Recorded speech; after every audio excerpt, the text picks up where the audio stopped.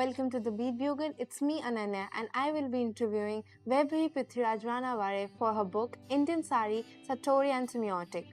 She is a design educator and a researcher, author and a speaker, a principal designer of a new fashion show labeled Vaibbhavi P. So I have some questions for your new book. What was the inspiration behind writing this book? So, sari is something that everyone in India has some kind of a connection with. But one looks at it as a part of living heritage of India and curiosity around how a garment remains relevant for so many thousands of years and yet is not relegated to a museum piece.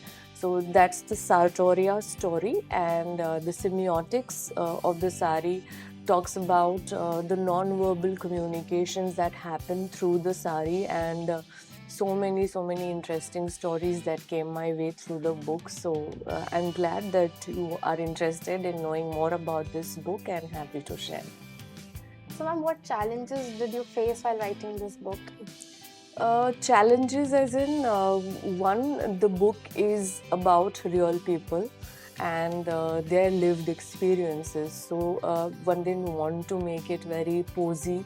So the photographs are all candid or have been collected painstakingly, and all the majority of the photographs have been clicked by Mr. Prithviraj Ranavaade, who is a noted photographer, and he's been kind enough to share his images with me, and also from private collections of contributors like Dr. Karolia has given her pictures, Dr. Madhu Chitkara has given her picture, Radhika Raje Gaikwad, Her Highness from Maharani of Baroda, she's given her picture from her private collection.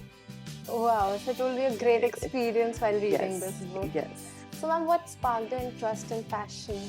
So it's much before I knew what fashion is. Clothes and the way it kind of reflects who the person is, that kind of interested me much before I knew that it could be fashion or what it articulated as a young person.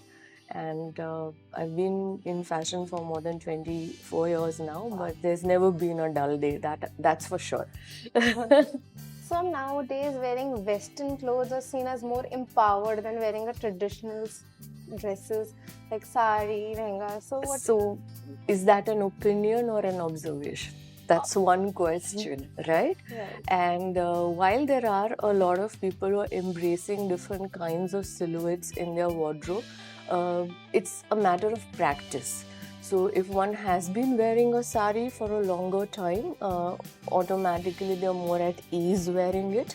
And if one's been wearing a pair of denims, definitely it is a comfortable garment. But in history, we know of people women who rode horseback wearing a 9-yard sari, or the fisher folk or the women working in the farms also are wearing saris. So it's a matter of practice.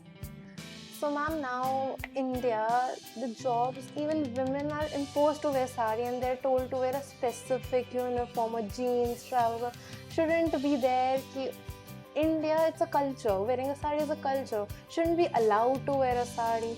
So I do appreciate that there will be certain dress code depending on the industry one is working in, and while that is one side of the story, the other is the fact remains that there should be no should when it comes to your sartorial choices.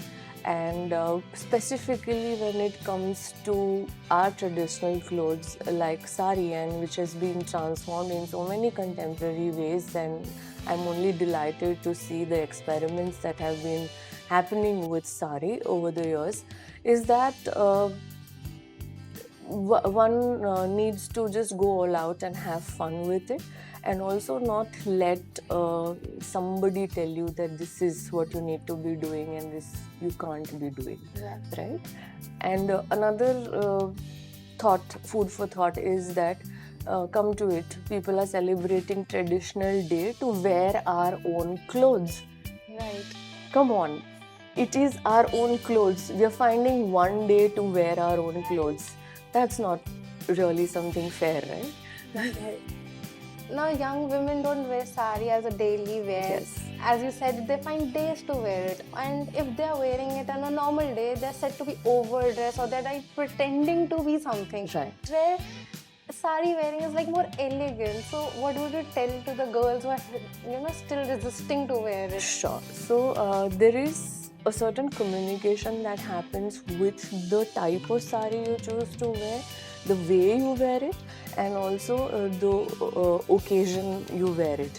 So if you look at the book carefully, there is a very detailed account of the Indian fashion system, and in which what kind of a sari is might be more relevant for which activity or which category of clothing per se, from day to evening, from work to leisure to fun to festive occasions to weddings.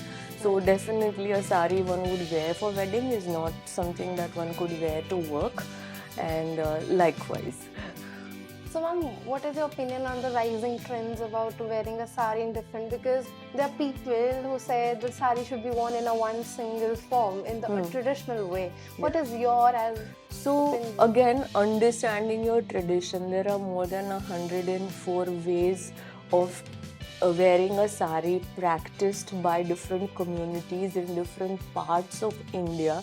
And let me tell you, some of them are so in vogue and really something that looks very contemporary as well.